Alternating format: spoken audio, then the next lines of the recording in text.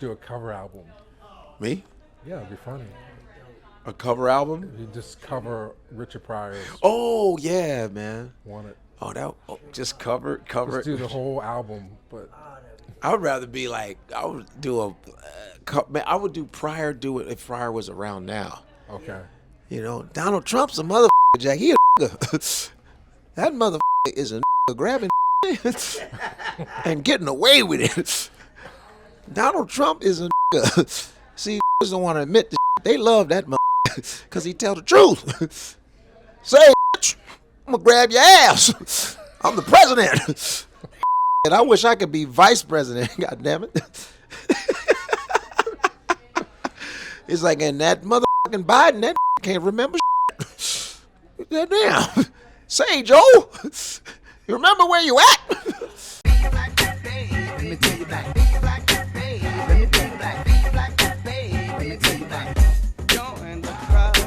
Hey everybody, it's Mike from Reelblack, and once again we have the honor and privilege of sitting with somebody I consider, if not a genius, a true master in his own mind. Oh, sorry. In his own mind. Godfrey. Yeah. Woo! Now a lot of Reelblack. a lot of people are gonna click away. So Reelblack. REEL. Black. you got 500,000 subscribers on your podcast. It's on YouTube. I got about 517,000, which is as great. we speak today. For my, it's like for my podcast, In Godfrey We Trust, and I'm happy. That's great. 500. I'm like, oh. I always see everybody else with like big numbers. I'm like, it's about fucking time I got them shits. And then we did a live podcast at the Stand in New York to celebrate the 500,000 subscriber thing, Okay, fantastic. which was pretty cool. That was pretty Fantastic. cool. Yeah. I think. Or was it the 500 episode? It was one of those. We celebrated live because I haven't done my podcast live until like one time, which ended up going very well. Okay. Yeah. And you talk every week. Every Tuesday, 10 p.m. in Godfrey We Trust on the Gas Digital Network, and you can watch the live stream on YouTube. Okay, and you got Dante Nero with you. Dante Nero, my co-host, and he has his Man School 202, where he counsels men in relationships, and he's phenomenal at it. Phenomenal. I'm telling you. He like counsels people from all around the world. It's crazy. Wow. Yeah. Wow. He's So great. It's 2024, a big year. Yes. Big year for you.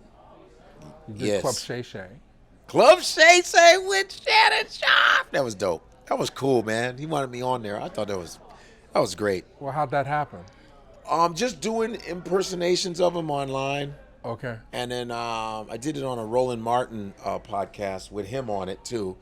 It was sort of like an audio thing. And yeah, man. And I didn't know how he felt about it, but I know his producers was like, yeah, we'd like you to do Club Shay Shay. So, and then in the interview, I interviewed him as him. Did you see it? I did see it, yeah. Yeah. Then I tasted some of this cognac. Everybody loves my cognac. Welcome to Club Shay Shay. No, I mean, This next man is a director, a producer, and a very good filmmaker. Ladies and gentlemen, give it up for Mike Dennis. Thank you. Okay. yeah. Reelblack welcomes Club Shay Shay. Okay. I'm sorry. You lucked out. You were like the week after Cat. Was I? Maybe 2 weeks. One thing, man, that shit exploded so hard, man. That Cat Williams shit, I was like, you know how you can see, like, when you're watching a video on YouTube, you can see the numbers move? Yeah. You ever see when it's like they tally up? Dude, them shits were moving like, a million. I was like, holy shit. You can actually see the numbers moving. That was a great interview. Whether you believed Cat or not, it was almost like telling a great fairy tale. He's so good at that shit. I can listen to Cat Williams all day. And the Illuminati. What'd you say? The Illuminati is real, folks. I believe that. I believe. First of all, we act like Cat's not a celebrity. Cat's been in those rooms. Did I ever tell you my story, Cat Williams? No. I met Cat Williams twice at the Flavor Flav roast. Right, he was hosting, which was really funny, and then I met him on the street. It was the Oscars, and it was post-Oscar parties. So I don't even remember what street I was on. I'm walking to something. I can't remember, but I see him. He's like, hey, Godfrey, what's going on? You want to meet some people in the Oscar party, whatever? I said, what? He goes, yeah, I'm going to this party. You want to come with? I said, yeah. So I go in and I meet Martin Landau, the famous, legendary actor. And they were like, and he's like, oh, yeah, Ed Wood. There was Space 1999. Mission Impossible. That's right. And I was like, Martin Landau? My parents knew Martin Landau. And he goes, hey, Cat, how are you? I was like, you know fucking Martin Landau? He's like, oh, yes, I do know Mr. Martin Landau. I was like, what the fuck? It was surreal. Then we're walking around the party, and there's music playing, like jazz is playing. I'm like, damn, there's some good jazz music. We go to the stage, and there's a piano, and Jeff Goldblum's playing the jazz that we're listening to. Wow. He's a jazz pianist. And I'm like this. That's fucking Jeff Goldblum. And he goes, hi, Mr. Goldblum. How you doing? He goes, hey, Cat, how are you, man? He's playing. It was like, you know how you have a dream? That's how you have a dream. And you're like, I was just with Cat Williams. He was just, Cat Williams knew all these people. Wow. That's how I met him the first time. That's crazy. He took me to a post-Oscar party and knew half the people in there. That's crazy. Well, you know, he's super smart. Super smart. He's like in part of Mensa.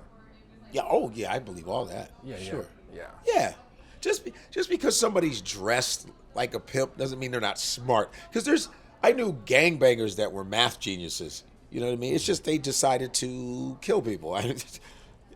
But it was very accurate the way they killed people because they knew the math.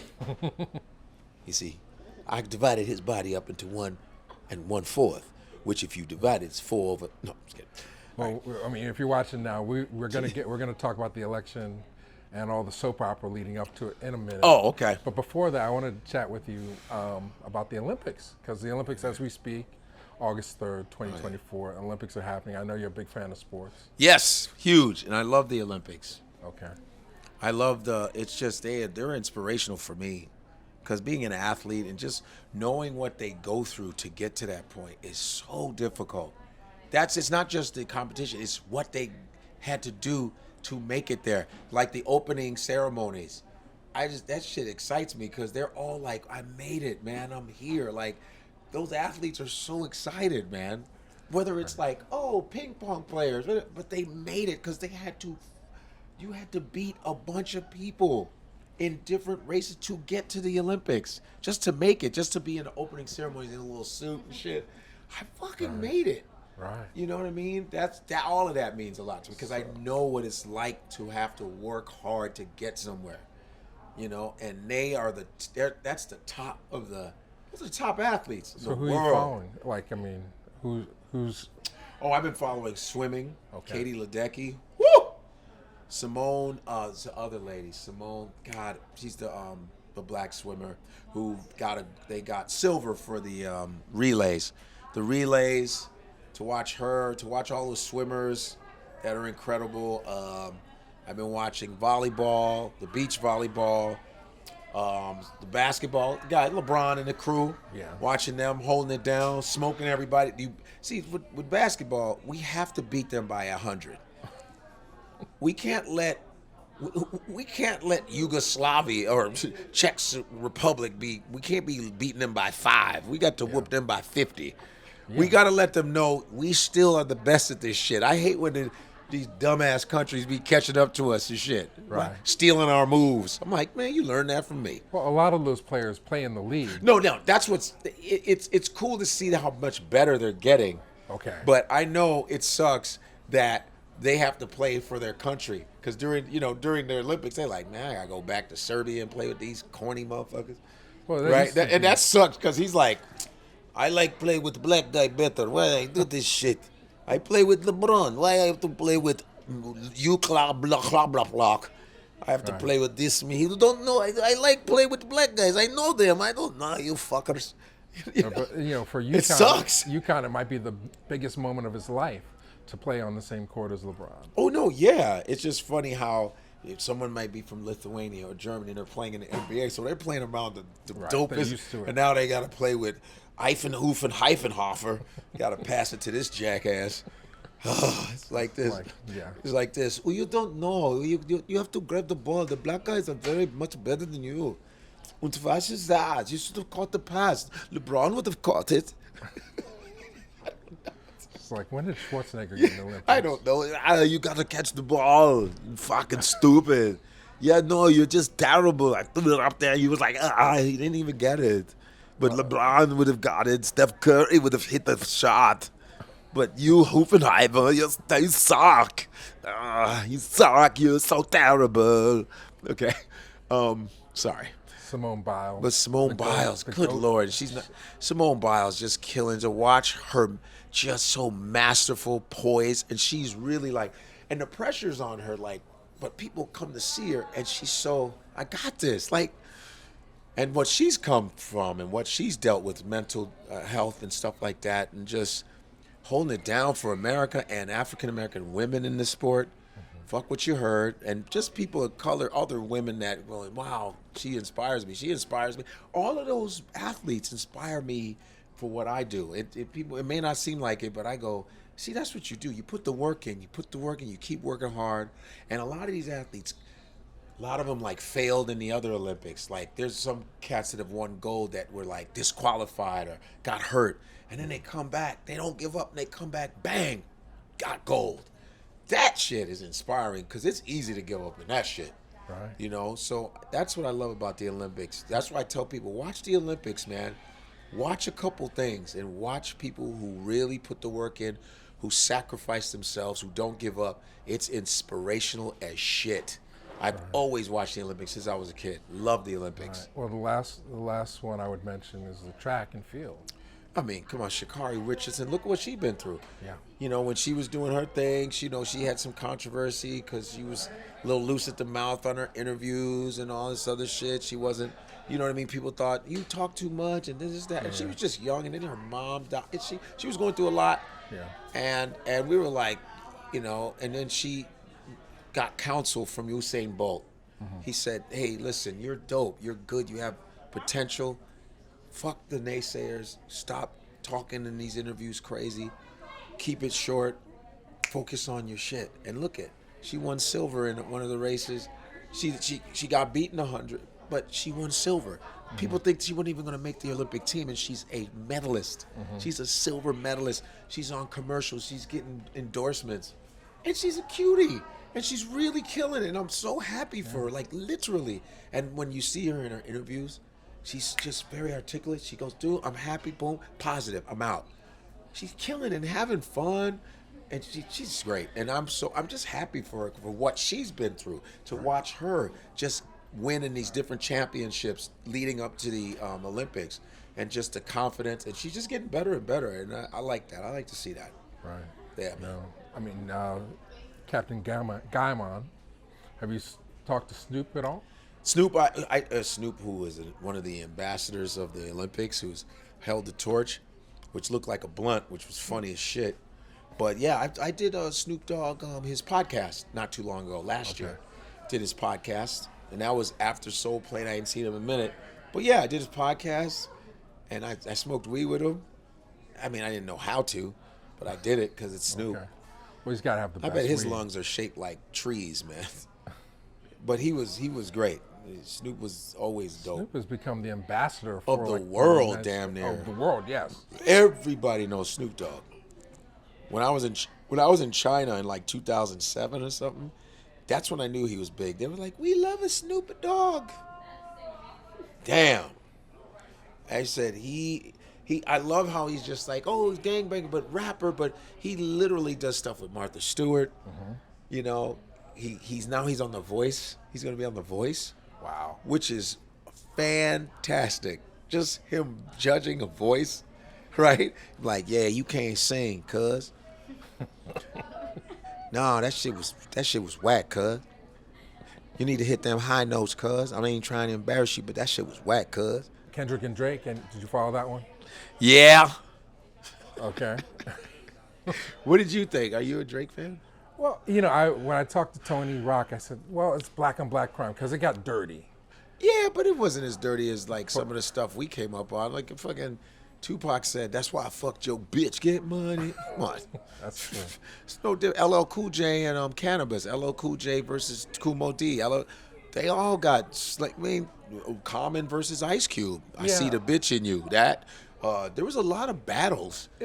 Ice Cube helps. killed NWA. No Vaseline. I mean, we could keep going.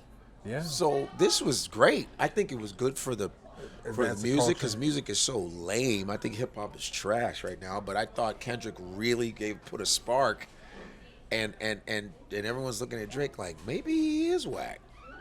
Yeah, and the video was amazing. Maybe he really isn't like us. And the video's amazing, and that song still bangs. Which is I'm thinking, I'm gonna get sick of it. When that shit goes din din din. I'm like, what? They're making videos out of it. They got foreigners doing the counting. Have you seen that?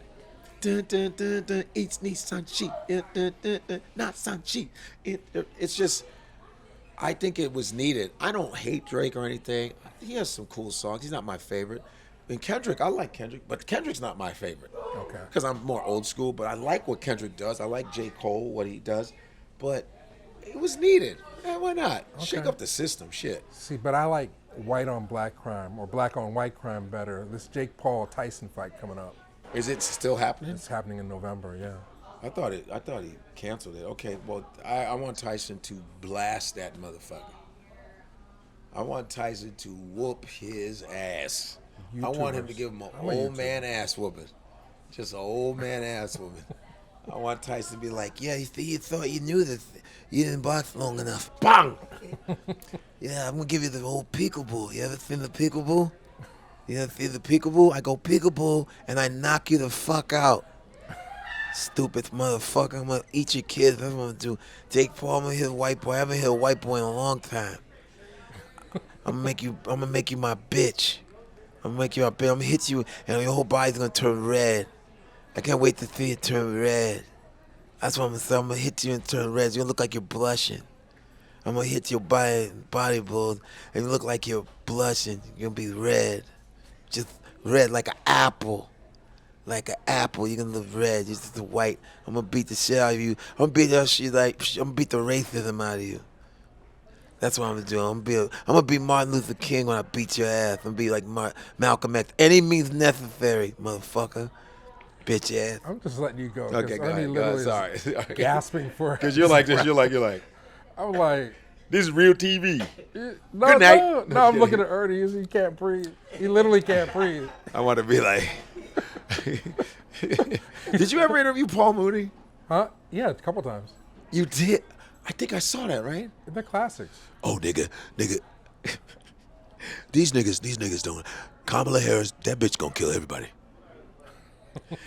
That is that bitch. how you want to do it? She fine. She's very talented, very smart, but that bitch is very sneaky. I don't trust that bitch. She light skinned too, and she good. Ooh, and niggas want to fuck. She looks like she could goddamn fuck. No, I'm joking. All right, well, Mr. Mooney, you've been following the soap opera leading up to the election. Trump is the devil. He's the goddamn devil. I do not trust the goddamn white man that tries to kill himself. Oh, so the assassination attempt? He set that shit up. That shit was set up. I know it was set up. I know it. White folks are very sneaky, very evil. If they want to shoot his ass, they would have shot his white ass down. I thought there'd be a little piece of ear. His shit healed like a goddamn X-Men. He's a goddamn X-Men. Magneto, man. I know a little bit. Yeah, but the election is what it is. It's not this. People act like this is new in politics. Mudslinging, two people that it's the same old shit. Nixon, it was happened with Nixon, happened with Kennedy. It's all the same old shit. It's just we're living it. That's all. It's politics. This is what politics is about. But they're saying this could be the last election that the state of the free world is at stake. Because he's talking about dictatorship or some shit. That's what they lead you to believe, yeah. It's all talk. I think Trump likes people, especially the right wings. They like to talk a lot of shit. But what are we gonna do? All you can do is vote and sit back. What are we gonna do? Well, I mean, now fear is what everything is built on. Fear. Yeah. Fear, man. That's how you make people go to church. fear of God. You make you take drugs, fear of you better take this or you can get hurt. It's fear. Everything's fear. That's how you control people. Yeah. Yeah. So I just take it. I take it with a grain of sand. I don't know, man. Well, one group wants to move forward. The other group is afraid of the path that we're going too far ahead, and they want to reverse everything. Well, I think a lot of it is about making sure black folks don't progress too much. I think every time they change the goalposts, it's like, oh, are blacks gonna do well? Shit, we gotta do a new law. They're gonna be like, let's go back to the 1800s, bring those things back. Right. Slavery, let's get them back. Let's catch them. Because, Paul Mooney said it best. White folks are mad because niggas got away. Niggas got away. Niggas got away. See, that wasn't in the goddamn chapter. Niggas getting away. Right? Because he's like, remember, white folks, you remember white folks, we can't get jobs. Niggas can't get jobs now. But when we was slaves, we had 12 goddamn jobs. When we was free, they were like, oh, we're sorry. We don't have any vacancy. Right? Remember? Yeah. Yeah. But, and everything Paul has said is the truth. All right, but I can feel like the Twitter fingers twitching. Project 2025. Yeah, that sounded crazy. I just don't like that he wanted to give immunity to cops. I was like, I'm good on you fuck that. I mean, they're already disrespectful to us, and now you want to give immunity. Okay. That's like weaponizing the police against us, because that's like usually this government's or just the world's tool is the violence against us with guns and force and brute force. That's how they get us. We gotta let's shoot them. Let's shoot them and beat them and scare them from being in the streets. That's what they're weaponizing us. That's sort of like to our demise. They use policing. Well, policing came from the slave catchers, right? Yeah, slave catchers. That's how the police department was developed. So they're trying to keep that same thing going, scaring black men especially. Scaring them, incarcerating them. So it's all about black people. It's all about what can we do to shut down black people. Stop putting black history, everything to fuck up our development. That is what they're doing. Anytime they move a law, I go, it's affecting us. They're trying to, black people they might earn something here. We got to stop that. That's how I feel. Right. Well, because it always affects us in a horrible way. Let's go in order so we can wrap it up. So, I mean, as we speak, August 3rd, August 4th, 2024, we don't know what's going to happen to the world. Is that the debate? Well, I'm just saying, when people watch this later, we don't know the outcome of the election when we're speaking. We don't. We don't know what the debate between Kamala and Trump is going to look like or any of that stuff, but we have lived through the Biden thing. Did you watch that thing live? Are you working? Which one? The Biden and Trump debate, the first one. Oh yeah, that was hard to get through. That was rough. Yeah, it was. Biden was staring out into. Trump was like, I don't know what he said. I don't know. I don't understand what he said. Did anybody get what he said? He was very slow, didn't understand. This is what America wants to vote for. It's very slow, man. So they did a pivot. Yeah, I did a pivot, and then now it's Kamala. She might fuck around and win. I would rather her than Trump. I mean, I don't. Who knows what's gonna happen? But I mean, you travel the country. I wouldn't mind seeing a woman president. Shit, we need one anyway. Yeah, black woman president. Now Trump is saying that maybe she's not. She just discovered she was black. Yeah, she was Indian for a long time. Now she's black. All of a sudden, now she's black. I thought she was Indian. All of a sudden, I'm black. She wants to be a black. Hilarious. What do you make of it? I mean, it's whatever. It's all political talk. Okay. Hey, now he's listening to what people are saying. Oh, I'm gonna go on that she's not black enough. So now he's using that. That's what you do. That's what you're supposed to do. You're supposed to study your enemy and go, oh, that's her weakness. Let me bring that up. Oh, and she'll do the same thing to him. She's gonna get him too. Right. I think her strategy is way better than his. She hasn't said much. Right. She said, if you want to talk, say it in my face. I like that. She hasn't been responding to a lot of his dumb shit. So. Right. No, I definitely agree. So, the state of the free world is at stake. Yeah. If you vote Kamala, things continue the way they are, but we're safe and sound. But people want gas to go back to $3. Right. But that's when nobody was buying gas because of the pandemic. Right. Right. So the prices were dropped. People, Of course, because no one was eliminated doing anything. eliminated that. I mean, but Yep. my argument when I get on and talk this stuff, we'll find out exactly how racist America is in November. Yes. Oh, yeah. Well, we already know. What do you mean you find out?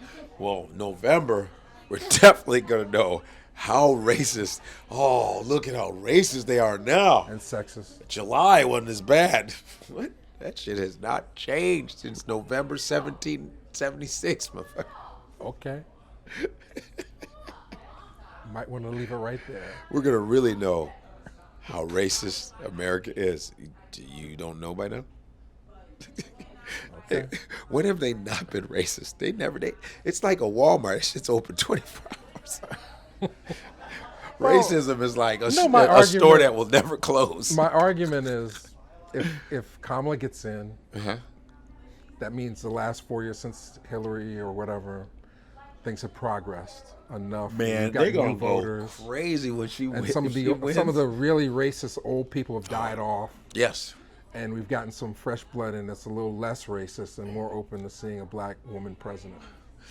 I don't know about less racist, but because to see us in that powerful position, oof, well, when she does get in, she's gonna catch hell. Of course, well, she knows that. She has to know that. She knows to know. Just anytime, even if you're running for mayor, you got to know in politics it's white male dominated. You're gonna run through. They got to know that. Mm-hmm. If you don't, you're an idiot. It's like going to a boxing ring. Are they gonna hit me? What? Okay, so are they gonna hit me in the face? They're gonna keep it in the body, right? That's what it's like. Yeah. Is it violent boxing? I don't know. Okay, so just for Ernie's sake, because Ernie's a camera person. Shout out to Ernie. Shout out to Ernie. We had a question yesterday. What's that? About Richard Pryor. What about him? Favorite album, favorite movie. Oh, that nigga's crazy. Okay. That nigga's crazy because it's like, ladies and gentlemen, Richard Pryor. Soul Train presents Richard Pryor. Soul Train, he was on Soul Train. Oh, what about What Stacks? You remember What Stacks? Yeah. What Stacks were the interstitials with Richard Pryor? Yeah. That nigga crazy. Right? It's like niggas is always getting shot by the police, Jack. Motherfucking the police just shoot a nigga and say like, I don't know, my gun just went off. Goddamn. They don't give a fuck about niggas, Jack. These cops are a motherfucker. They like to embarrass your ass. Yeah. So I didn't mean to step on your line. So that nigga's Stop crazy. stepping on my line. That nigga's crazy. I love it. It's one of my favorites. Junkie on that one. Yeah, I love that. It was an introduction to him, who he was. Like, that nigga's crazy. Just the poster is like, oh, fantastic. Yeah. But a lot of his albums were great. Yeah, like Wanted was great. Super Nigga was great. Bicentennial Nigga was great. A lot of niggas in it. Like Bicentennial Nigga. Super Nigga. Goddamn, everything is going to be nigga. Man, I just want it to be nigga, I don't mean it, man. That's what I do. I want smart nigga. nigga. Goddamn. Kung Fu nigga. We're going to name all that shit, Jack. How about interview nigga? This is something I said as Mudbone. Something I said? That was good. Oh, yeah. Mudbone from Tupelo, Mississippi. Tiny feet. That's right next to One Below. Little tiny feet. Did I just see a spider? Yes, and if you don't give me my money, you will see him again. You should do a cover album. Me? Yeah, it'd be funny. A cover album? You just cover Richard Pryor's. Oh, yeah, man. Want it. Just cover Just it. do the whole album, but I would rather be like, I would do Pryor do it if Pryor was around now. Okay. Donald Trump's a motherfucker, Jack. He a nigga. That motherfucker is a nigga grabbing pussy and getting away with it. Donald Trump is a nigga. See, niggas don't want to admit the shit. They love that motherfucker because he tell the truth. Say, bitch, I'm going to grab your ass. I'm the president.